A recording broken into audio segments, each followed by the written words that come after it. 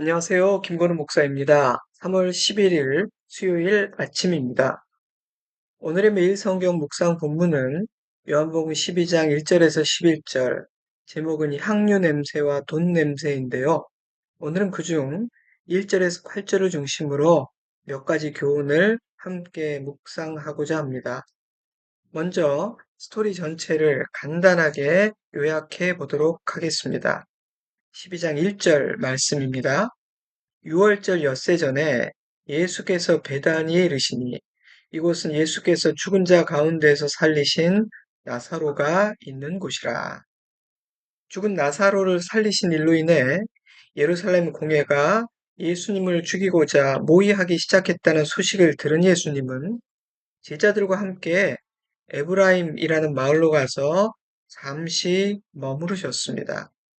그 사이 예수님을 찾던 대제사장 무리들이 누구든지 예수 있는 곳을 아는 자는 신고하라 명령하였기에 절기를 맞아 예루살렘에 모인 유대인들은 예수가 절기에는 성전에 오지 않겠는가 설왕설래하였습니다. 폭풍 전야와 같은 하루하루였습니다. 그런 사이 이 땅에서 보내실 마지막 유월절이 엿새 후로 다가왔습니다. 십자가에 달려 인간의 죄를 구속하실 대속 제물로 죽으실 때가 가까이 이르렀기에 예수님은 제자들을 데리고 에브라임을 떠나 예루살렘 근교에 위치한 마을 베다니로 올라가셨는데요. 베다니는 예수께서 죽음에서 다시 살리신 나사로와 그의 누이 마르다와 마리아가 사는 마을입니다. 예수님과 제자들이 베다니에 도착하자 잔치가 벌어졌습니다. 예수께서 죽은 나사로를 살리신 기적을 행하신 일과 나사로가 새로운 삶을 살게 된 일을 기념하고 축하하기 위한 감사의 잔치였습니다. 이 잔치가 벌어진 날로부터 6일 뒤가 금요일 밤에 시작되는 유월절이었다는 사실은 이날이 그 전주 토요일 저녁, 종료주일 전날 저녁임을 의미합니다. 예수님은 십자가를 향해 한 발 한 발 더 가까이 다가가고 계셨던 것입니다. 이제 곧 고난주간이 시작되니까요. 마르다는 음식 준비로 분주했고 나사로는 예수님 곁에 앉아 말씀을 듣고 있던 때에 마리아가 나타나 순전한 나드 한 근, 가룟 유다의 표현에 의하면 300데나리온의 가치를 지닌 값비싼 향유를 예수님의 발에 붓더니 자기 머리털로 예수님의 발을 닦기 시작했습니다. 갑자기 벌어진 뜻밖의 상황에 모두가 당황했을 것이고 잠시 침묵이 흘렀을 것 같습니다. 그 침묵을 깬 사람은 가롯 유다였습니다. 요한복음은 그를 제자 중 하나로서 예수를 잡아줄 사람이라고 설명하고 있습니다. 그 유다는 이렇게 말했습니다. 이 향유를 어찌하여 300데나리온에 팔아 가난한 자들에게 주지 아니하였느냐. 가룟 유다는 마리아의 행동을 비난했습니다. 그러나 예수님의 평가는 달랐습니다. 예수님은 이렇게 말씀하셨습니다. 예수께서 이르시되 그를 가만히 두어 나의 장래할 날을 위하여 그것을 간직하게 하라. 가난한 자들은 항상 너희와 함께 있거니와 나는 항상 있지 아니하리라 하신지라. 이야기는 이렇게 끝납니다. 저는 오늘 본문을 두 개의 주제로 요약해 보았습니다. 첫째로 이 이야기는 예수님을 사랑하는 한 여인의 헌신에 대한 이야기입니다. 가룟 유다는 예수님을 사랑하고 또한 가난한 자를 사랑하는 것처럼 말합니다. 그러나 요한복음은 그의 말을 이렇게 평가하고 있습니다. 이렇게 말함은 가난한 자들을 생각함이 아니요 그는 도둑이라 돈꾀를 맞고 거기 넣는 것을 훔쳐 가미러라. 가룟 유다는 이 향유를 팔아 가난한 자들을 도울 수 있었다면서 마리아의 행동을 비난했지만 참으로 고상해 보이는 그의 말은 더러운 위선이었다는 것입니다. 마태복음 23장 27절에 이런 말씀이 있어요. 화 있을진저 외식하는 서기관들과 바리새인들이여 회칠한 무덤 같으니 겉으로는 아름답게 보이나 그 안에는 죽은 사람의 뼈와 모든 더러운 것이 가득하도다. 이와 같이 너희도 겉으로는 사람에게 옳게 보이되 안으로는 외식과 불법이 가득하도다. 가룟 유다가 했던 말은 예수님이 가장 싫어하신 외식하는 행위였습니다. 때문에 매일 성경은 그의 말에 이런 설명을 덧붙이고 있어요. 믿음의 언어 뒤에 숨은 나의 욕심과 계산은 없는지 정직하게 돌아보아야 합니다. 가룟 유다가 마리아의 행동을 이해하지 못하고 비난했던 이유는 그가 헌신이라는 개념을 알지도 못했고 헌신해본 적도 없었던 까닭입니다. 왜 그는 마리아의 헌신을 이해하지 못했을까요? 가룟 유다는 예수님을 사랑하지 않았기 때문입니다. 그래서 예수님을 사랑하는 마리아의 행동을 이해할 수가 없었습니다. 그래서 그는 마리아의 행위를 돈으로 계산했던 것이고 낭비라고 평가했던 것입니다. 그러나 마리아는 예수님을 한없이 사랑했습니다. 그래서 그 값비싼 향유를 예수님의 발에 아낌없이 조금의 망설임도 없이 쏟아부을 수 있었습니다. 예수님을 향한 마리아의 사랑이 상식과 계산을 뛰어넘는 헌신으로 표현되었던 것이죠. 하지만 예수님을 사랑하지 않았고 헌신해 본 적도 없는 가룟 유다에게 마리아의 행동은 너무도 비상식적이었습니다. 그녀의 행동은 참으로 어리석은 행동이었습니다.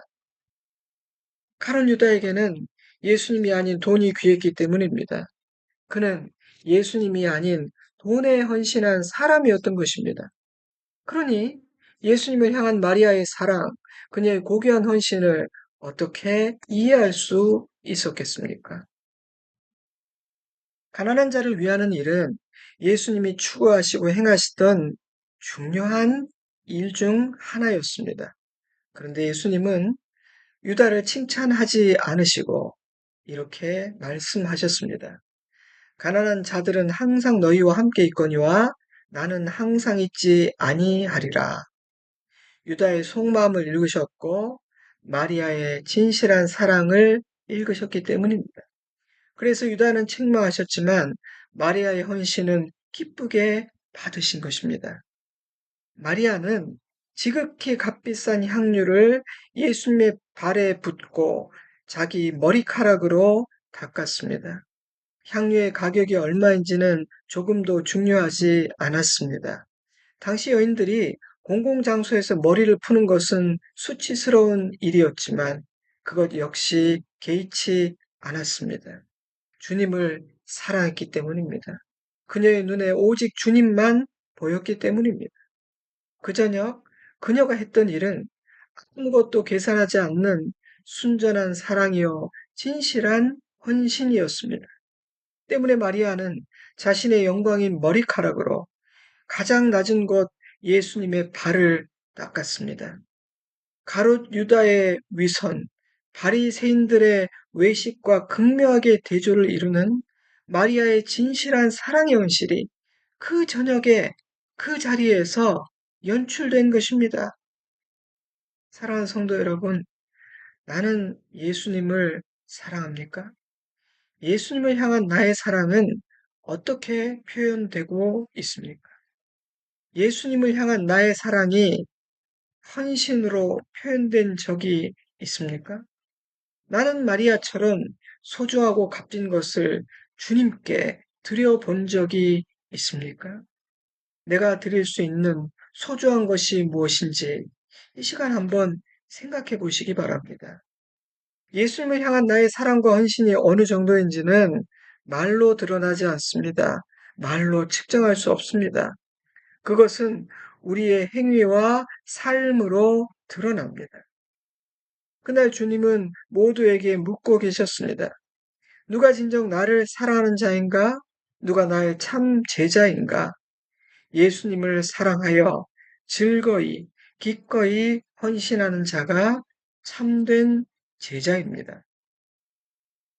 둘째로, 이 이야기는 죄인들을 사랑하신 예수님의 헌신에 대한 이야기입니다. 예수께서 이르시되 그를 가만히 두어 나의 장래할 날을 위하여 그것을 간직하게 하라. 우리는 이 이야기를 예수님을 향한 한 여인의 사랑과 헌신의 이야기로 읽습니다. 맞습니다. 이 이야기는 그런 이야기예요. 그러나 이 이야기의 보다 깊은 곳에는 죄인들을 향한 예수님의 크신 사랑과 헌신이 담겨 있습니다. 예수님은 지금 십자가에 달리시기 위해 예루살렘을 향해 가고 계십니다. 몇 세 뒤면 죄인들을 구원하시기 위해 예수님은 자기 생명을 버리실 것입니다. 마리아는 300데나리온의 가치를 지닌 향유를 부었지만 예수님은 자신의 피를 쏟으실 것입니다. 죄인들을 사랑하시기 때문에 죄인들을 위해 사랑의 헌신을 하시는 것입니다. 마리아가 예수님의 십자가를 온전히 이해하였기에 그런 행위를 하지는 않았을 것입니다. 그녀는 그저 예수님을 향한 자신의 사랑과 감사를 헌신으로 표현했을 뿐일 가능성이 더 높습니다. 그러나 예수님은 그녀의 사랑의 헌신을 자신의 죽음과 연결시키셨습니다. 나의 장래할 날을 위하여라는 표현이나 가난한 자들은 항상 너희와 함께 있거니와 나는 항상 있지 아니하리라는 말씀을 통해 예수님은 십자가를 암시하십니다. 예수님은 마리아가 그 저녁에 했던 그 행위에 보다 큰 의미와 가치를 부여하심으로 그녀가 했던 사랑의 헌신의 가치를 격상시켜 주셨습니다. 우리가 드리는 것은 주님께로부터 받은 것에 비하면 한없이 작고 보잘것없지만 우리는 다 알지 못하고 행하는 일이지만 주님은 크게 받아주시고 크게 칭찬해 주시는 것입니다. 놀라운 주님의 은혜입니다. 그러니 여러분, 작은 것을 드리는 것을 부끄러워하지 마십시오. 주님은 우리의 마음을 보시지 우리가 드리는 것에 가치를 재지 않으십니다. 가룟 유다는 값진 향유를 함부로 허비한다며 마리아를 비난했습니다. 그러나 진정 허비하리 하시는 분은 예수님이십니다. 죄인들의 구원이 예수님의 생명을 바칠 만한 가치가 있는 일이라고 생각하십니까? 죄인들의 구원과 예수님의 생명을 저울에 달면 어디로 기울 것 같습니까? 감히 비교나 할 수 있겠습니까? 예수님의 생명은 죄인들을 구원하는 일보다 훨씬 더 귀하고 의미 있는 일에 사용되어야 하는 것이 아닐까요? 그러나 예수님은 이 여인이 값진 향유를 아낌없이 쏟아 부었듯이 십자가에 달려 자신의 피를 아낌없이 쏟아 부으실 생각이십니다. 왜입니까? 가치 없고 자격 없는 죄인들을 살리기 위해서입니다. 이것이야말로 허비가 아닙니까? 그러니 가룟 유다는 틀렸습니다. 그는 아무것도 모르는 어리석은 자입니다. 사랑은 언제나 허비처럼 보입니다. 사랑은 언제나 계산하지 않는 헌신입니다. 사랑은 비상식적이고 상식을 뛰어넘습니다. 사랑은 그런 것이며 헌신은 그런 것입니다. 그러나 유다는 사랑도 몰랐고 헌신도 몰랐습니다. 해본 적이 없으니까요. 여러분, 여러분은 사랑해 본 적이 있습니까? 사랑을 압니까? 헌신해 본 적이 있습니까? 헌신을 아는 사람입니까? 요한복음 12장 3절 마리아는 지극히 비싼 향유, 곧 순전한 나드 한 근을 가져다가 예수의 발에 붓고 자기 머리털로 그의 발을 닦으니 향유 냄새가 집에 가득하더라. 향유 냄새가 집에 가득하더라. 너무나 아름다운 문장이라고 저는 생각했습니다. 저는 이 문장이 너무 좋습니다. 마리아의 사랑의 헌신으로 인해 향기로운 향유 냄새가 집에 가득했습니다. 그 향기는 사랑의 향기요, 헌신의 향기였습니다. 한 사람의 사랑과 헌신이 한 공간을 가득 채운 것입니다. 모든 더러운 냄새를 몰아내고 향기로운 냄새로 가득 채운 것입니다. 사랑하는 성도 여러분, 우리가 그런 사람이면 좋겠습니다. 우리의 사랑과 헌신이 내가 있는 그곳을 향기로 가득하게 하면 좋겠습니다. 나로 인해 분위기가 달라지고 흐름이 바뀔 수 있다면 감사하겠습니다. 주님은 우리의 행위 이면에 담긴 그 동기, 그 중심을 정확하게 꿰뚫어 보십니다. 때문에 유다와 사람들은 비난하고 책망했지만 주님은 내가 나를 위해 좋은 일을 하였다 인정해 주셨습니다. 여러분, 세상의 평판, 사람의 평가보다 진정 중요한 것은 나의 사랑과 헌신에 대한 주님의 해석과 주님의 인정입니다. 저와 여러분이 주님이 인정하시는 사람이면 좋겠습니다. 사람의 인정을 구하지 맙시다. 하나님의 인정하심을 구합시다.